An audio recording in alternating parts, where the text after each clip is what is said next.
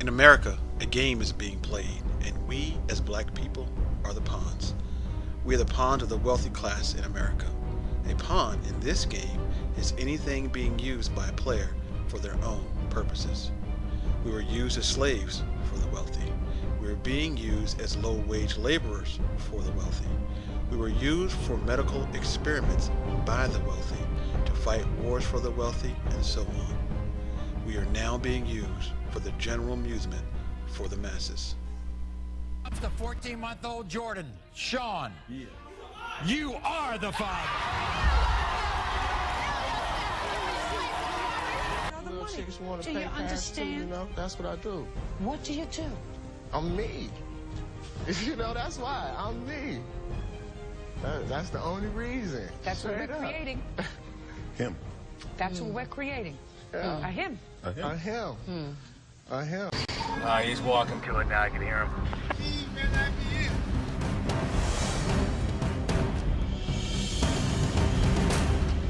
What do you know? The keys are in it. Just for guys like you. Images like these are standard in our society, showing us as promiscuous, freeloading criminals and fools. We as black people in this country do not have the luxury of being individuals. When the masses get a daily diet of this imagery, it is widely seen as a representation of us all. We must take back control of our image.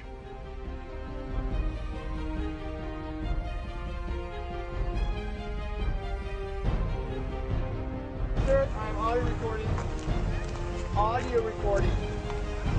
I'm audio recording as well. Yes, sir.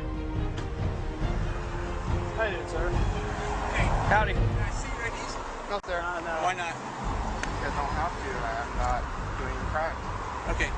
Any particular reason why you're carrying the AR, especially around this point? I'm just exercising my I right. understand that, but is there a reason why you're doing it? I just want to walk around. Oh, of course. Wealth is power, and community is essential to maintaining that wealth. We, as black people, don't have a unified community. We don't have wealth, which means we don't have power. And who does the powerful pick on? The powerless.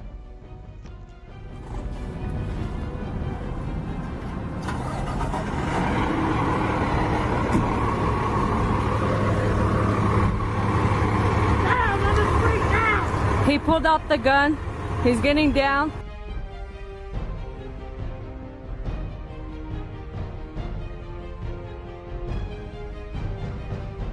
Take a close look at this graph.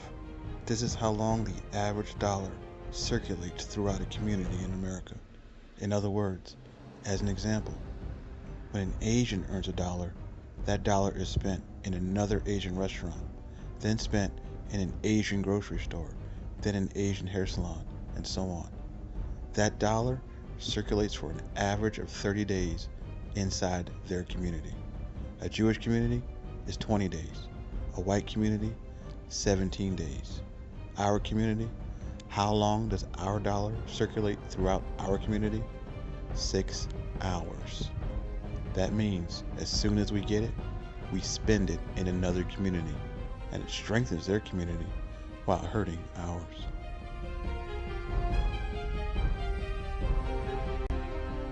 Since wealth is power and community maintains wealth, the people without wealth or without community will remain as the powerless in this game.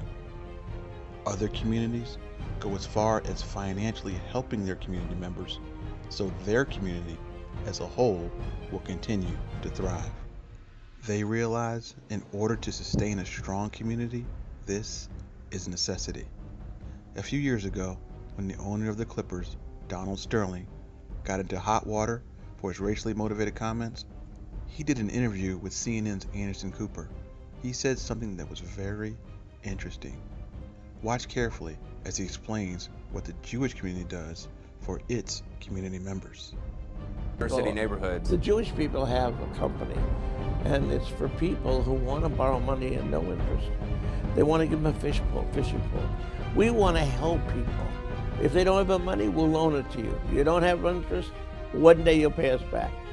So I'm just telling you. As you just saw, the Jewish community uses their wealthy people to create more wealth throughout their community. They understand a wealthy, unified community equates to power. Why don't we do this? This should be a staple of our community. But it's not, which is why we remain poor, picked on, and bullied.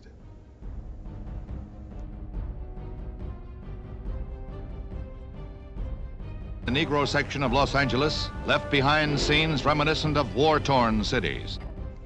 The dynamic of us being the poor, the picked on, and the bullied has been a theme for far too long. Watts in 1965, Los Angeles in 1992, Ferguson in 2014, and Baltimore in 2015. In all the videos, there's a common theme, an injustice, an emotional response, and then nothing.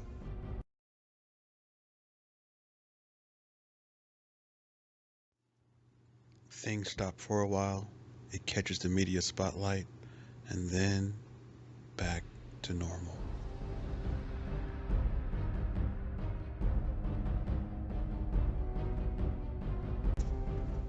There won't be significant changes. A little later, we can expect the same scene to be played out in the same way in a different city, unless we make a change that empowers us. Change is needed, but we can't depend on the game to change in our favor. The game was designed to keep us as the powerless, to keep us as the pawns. What we have to do is come up with a different strategy, a new game plan. I was a wonderful person. She taught me how to play the game Monopoly. She understood that the name of the game is to acquire. She would accumulate everything she could, and eventually she became the master of the board. And then she would always say the same thing to me. She'd look at me and she'd say, "One day, you'll learn to play the game." One summer, I played Monopoly almost every day, all day long. And that summer, I learned to play the game. I came to understand the only way to win is to make a total commitment to acquisition. I came to understand that money and possessions, that's the way that you keep score. To be masters of our board, the name of the game is wealth through acquisition and ownership, along with the development of our communities and the passing of that wealth through those communities. Without this, we could expect scenes like Watts, Los Angeles, Baltimore, and Ferguson to continue unabated. The only language that is spoken and understood is the language of wealth. Money talks. It changes laws, it changes procedures, it changes practices, and it changes the game. The game managers know that wealth changes the game. They also know that labor doesn't build wealth in this game. Capital builds wealth. So they set up laws, codes, and practices designed to keep us in a labor economy based on low wages. This ensures our position in the game as the pawns. They also know that credit and access to credit can build wealth in a community.